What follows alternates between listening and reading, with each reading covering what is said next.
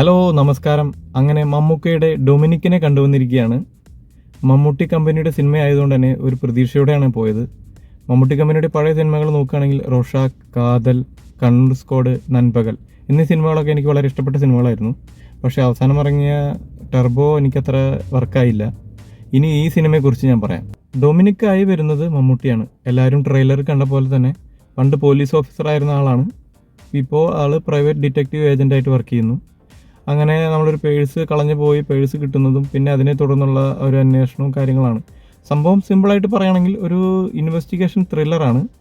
But എന്നിരുന്നാൽ പോലും മമ്മൂക്കയുടെ പെർഫോമൻസും മമ്മൂക്കയുടെ ആക്ടിങ്ങും എല്ലാം അടിപൊളിയായിരുന്നു. മമ്മൂക്കയെ കാണാൻ വേണ്ടി മാത്രം വേണമെങ്കിൽ നിങ്ങൾക്ക് ടിക്കറ്റ് എടുത്ത് സിനിമ കാണാം. പടത്തിൻ്റെ പോസിറ്റീവായിട്ട് എനിക്ക് തോന്നിയത് മമ്മൂക്കയുടെ അഭിനയം തന്നെയാണ്. മമ്മൂക്കയുടെ ആക്ടിങ് വളരെ നല്ലതായിരുന്നു. മമ്മൂക്കയുടെ ആ കോമഡിയും അല്ലെങ്കിൽ കോമഡി ടൈമിങ്, അതുപോലെ സെൽഫ് ട്രോളുകൾ, അങ്ങനെയുള്ള ഒരു രസകരമായ ഒരു ആക്ടിംഗ് ആയിട്ട് എനിക്ക് തോന്നി. പിന്നെ മമ്മൂട്ടിയുടെ ലുക്ക് സൂപ്പറായിരുന്നു. ബാക്കിയുള്ള ആക്ടേഴ്സ് ആരൊക്കെയോ ഇങ്ങനെ വന്നു പോകുന്നു. ഈ പറഞ്ഞ പോലെ ഗൂഗിൾ സുരേഷിനും അത്ര വലിയ സ്ക്രീൻ പ്രസൻസ് ഉണ്ടായിട്ട് എനിക്ക് തോന്നിയില്ല. അതുപോലെ തന്നെ ഷൈൻ ടോം ചാക്കോ വരുന്നുണ്ട്, സിദ്ദിഖ് ഉണ്ട്, അങ്ങനെ കുറേ ആക്ടേഴ്സ് വരുന്നുണ്ടെങ്കിലും ബാക്കിയുള്ള ആക്ടേഴ്സ് ഒന്നും അത്ര ഒരു എന്താ പറയുക, അവർക്കൊന്നും ഒരു പെർഫോമൻസ് കാഴ്ചവെക്കാനുള്ളതായിട്ട് എനിക്ക് തോന്നിയില്ല. മമ്മൂക്ക തന്നെയാണ് അതിലുള്ള മെയിനായിട്ട് ഇങ്ങനെ നിൽക്കുന്നത്. വേറൊരു പോരായ്മ തോന്നിയത് പടം ഒരു വളരെ പതിഞ്ഞ താളത്തിൽ പോവുകയാണ്. ഫസ്റ്റ് ഹാഫൊക്കെ വളരെ ലാഗ് ഉണ്ട്. അവിടെ ഇവിടെയൊക്കെ കുറച്ച് കോമഡികളും കാര്യങ്ങളൊക്കെ ഉണ്ടെങ്കിലും പോലും പടം കുറച്ച് ലാഗായിട്ട് പോകുന്നുണ്ട്. പിന്നെ സെക്കൻഡ് ഹാഫിലാണ് കുറച്ചൊന്ന് നമുക്കൊരു ജിജ്ഞാസ തരുന്ന രീതിയിലുള്ള കാര്യങ്ങളോട്ടൊക്കെ പോകുന്നത്. അതുപോലെ തന്നെ BGM ആയാലും എനിക്ക് വലിയൊരു ഇതായിട്ട് തോന്നിയില്ല. കാരണം പടത്തിൻ്റെ ഒരു പോക്ക് തന്നെ ആ ഒരു പതിഞ്ഞ താളത്തിലാണ്. അതുകൊണ്ട് BGM അതേപോലെ തന്നെയാണ്.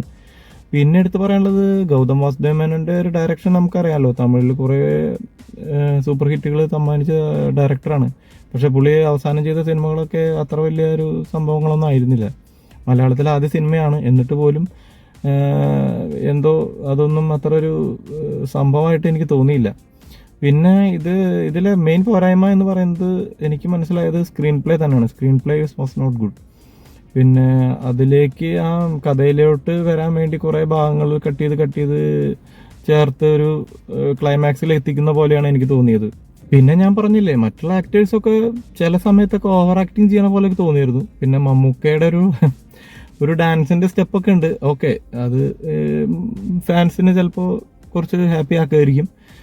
എനിവേ മമ്മൂക്കയെ സംബന്ധിച്ചിടത്തോളം മമ്മൂക്കയെ കാണാൻ വേണ്ടി മാത്രം വേണമെങ്കിൽ നമുക്ക് സിനിമ കാണാം. അല്ലാതെ സിനിമയ്ക്കുള്ള കഥയോ അല്ലെങ്കിൽ പിന്നെ അവസാനം ട്വിസ്റ്റ്, ചിലർക്കൊക്കെ അത് ട്വിസ്റ്റായിട്ട് തോന്നാം. പക്ഷേ നമുക്കതൊക്കെ പഴയ ചില ഷോർട്ട് ഫിലിമുകളും അതുപോലെ അന്യഭാഷ ചില സിനിമകളിലൊക്കെ കണ്ട ഒരു ക്ലൈമാക്സ് തന്നെയാണ്. അത് നമ്മൾ ഒരു സിനിമ കാണുന്ന ആൾക്കാർക്ക് കുറച്ച് പേർക്കൊക്കെ അത് മനസ്സിലാവും.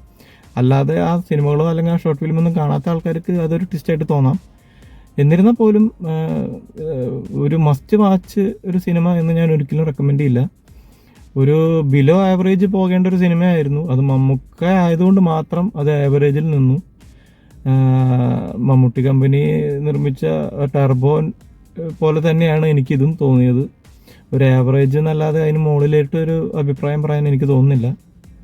മമ്മൂക്കയെ കാണാൻ പോകാം. മമ്മൂട്ടിയുടെ നൈസ് കോമഡി, നമ്മൾ പഴയ സിനിമകൾ കണ്ടിട്ടുള്ള നൈസ് കോമഡിയും കാര്യങ്ങളും പുള്ളിയുടെ ആക്ടിങ്ങും പുള്ളിയുടെ ലുക്കും കാണാൻ വേണ്ടി നമുക്ക് ടിക്കറ്റ് എടുക്കാം. സിനിമ കണ്ടവരാണെങ്കിൽ അഭിപ്രായം പറയുക. അപ്പോൾ അടുത്ത വീഡിയോയിൽ കാണാം. ബൈ.